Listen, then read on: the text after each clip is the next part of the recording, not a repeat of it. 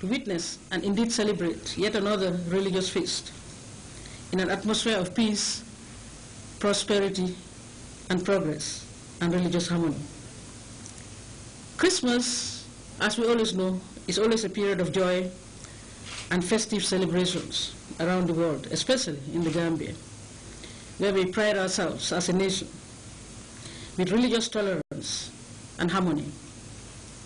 demonstrating to the rest of the world our exemplary standards in the areas of peaceful coexistence, as well as it relates to our different religions. As we celebrate this year's feast, we should reflect on the gem that this country is endowed with,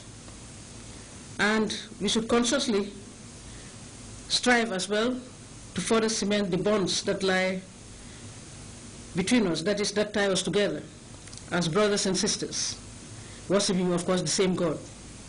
in different ways. We should jealously guard our cross-faith relations and also pray for peace and mutual understanding, particularly in countries where the ugly phenomenon of conflict between followers of different religions abides. The annual commemoration of the birth of Jesus Christ is a most precious time for us as individuals and indeed as a nation to continue to commit ourselves to the virtues as well as the ideals which Christ preached and exemplified during his ministry on earth. In his early ministry, Jesus Christ preached and of course extolled as well the virtues of peace, tolerance, love as well as compassion. It therefore behoves us all as God-fearing children of Adam to resolve this Christmas to make the ideals of peace, harmony, tolerance, love and compassion to all even more manifest in our various interactions with one another. As we remember and celebrate the birth of Jesus Christ, therefore, let us all endeavor to honor him more by living our lives as he did and taught, by making personal sacrifices as well for the well-being of others, by showing compassion and affection for others, by being just and indeed more transparent in our dealings and relations, by being ever willing to forgive those who hurt us or offend us in any way, and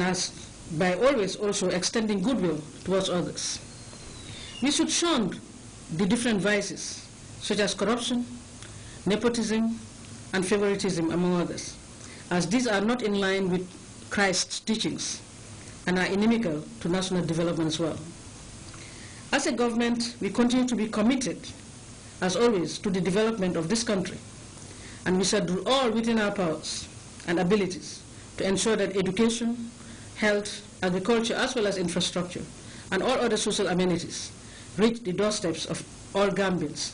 in every part of the country, regardless, of course, of tribal, religious, or political affiliations. As we look forward to a new year, I call on all Gambians to renew their allegiance once again to their country and to further demonstrate our patriotism and sense of national pride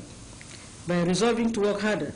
towards our cherished national goals as enshrined, of course, in our Vision 2020. As part of my government's drive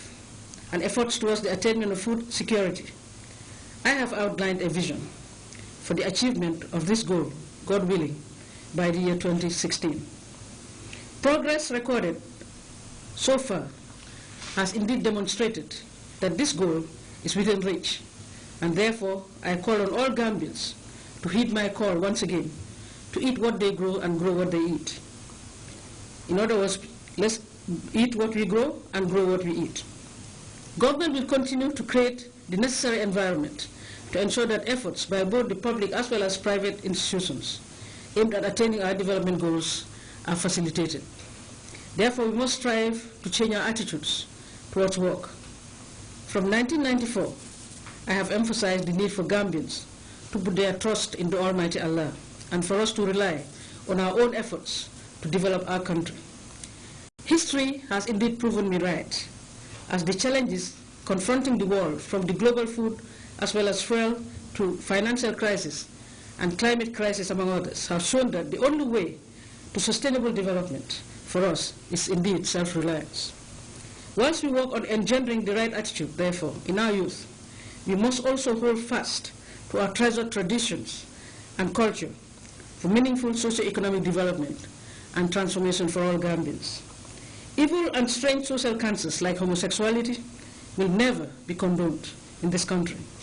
and therefore we should ensure that our children are not exposed as well to alien cultures that could corrupt their minds at this stage of their moral as well as psychological development. Christmas is an apt period for us to reflect on the pristine values that Jesus Christ taught us. In this vein, I wish to remind all Gambians, therefore, about the theme of the past July 22nd anniversary, which calls on all of us to live according to our religion. As we celebrate Christmas with our families, it is incumbent on all parents, therefore, to also take time and reflect on and share the true values